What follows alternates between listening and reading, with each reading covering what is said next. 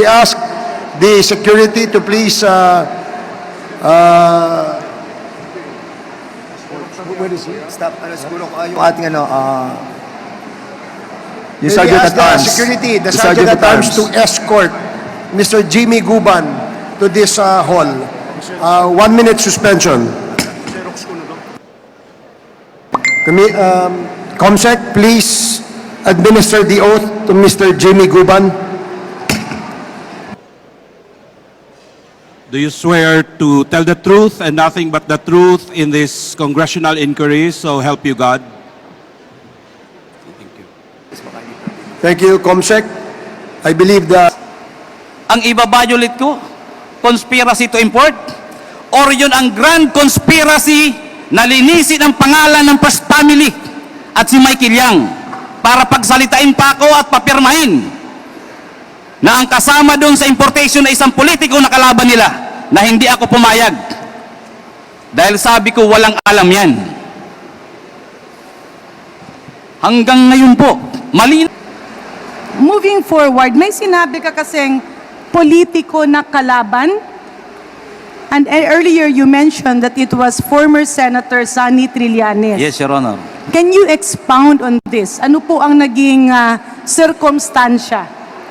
Your Honor, nung nandun ako, from NBI, alam niyo, Your Honor, when I was arrested ng NBI, headed by then Attorney, I think, Dimaano, sinabihan niya kagad ako na ako may direct link, may direct line kay Secretary. Kung anong gusto mo, sabihin mo.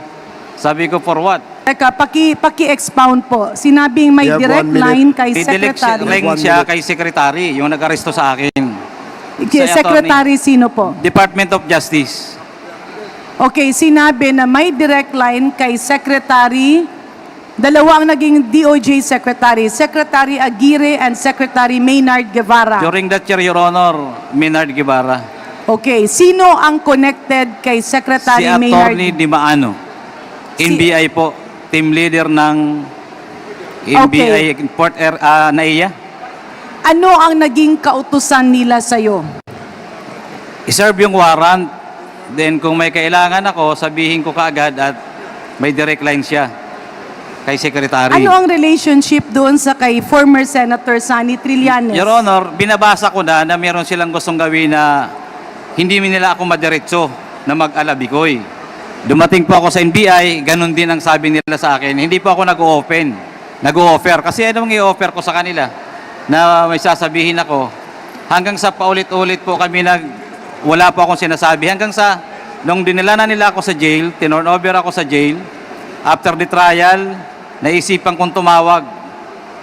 Dahil tumawag ako, dahil may mga padala akong sulat, dahil siyempre gusto kong lumabas. Sabi ko, Please. WPP, bakit ka ako nakakulong ako?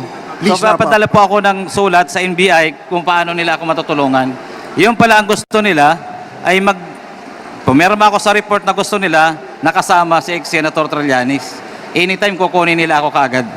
Ibig sabihin may lumapit sa'yo from NBI at yung NBI na yon ay nag-name drop at sinabing malapit siya kay Secretary Maynard Guevara at meron silang report na pinapapirma sa'yo at dun sa report parang sinasabi na idamay mo si Senator Sonny Trillanes. Your Honor, hindi po si Atty. Dimaano hiwalay na. Nag-2 months na ako sa NBI, nahuli na ako ni Atty. Dimaano, nalabas na ako sa NBI, napunta na ako sa jail. So ibang tao na po yung kausap ko doon sa NBI. Isang deputy director na po ng NBI. Okay. Hiwalay na po yung kay Atty. Dimaano. Ang ibig mo sabihin ay nagkakaroon ng deflection. Opo, Your Honor. Opo, Your Honor. Congresswoman Garin, your time is up. Okay, let me wrap up, Mr. Chair. Mr. Chair,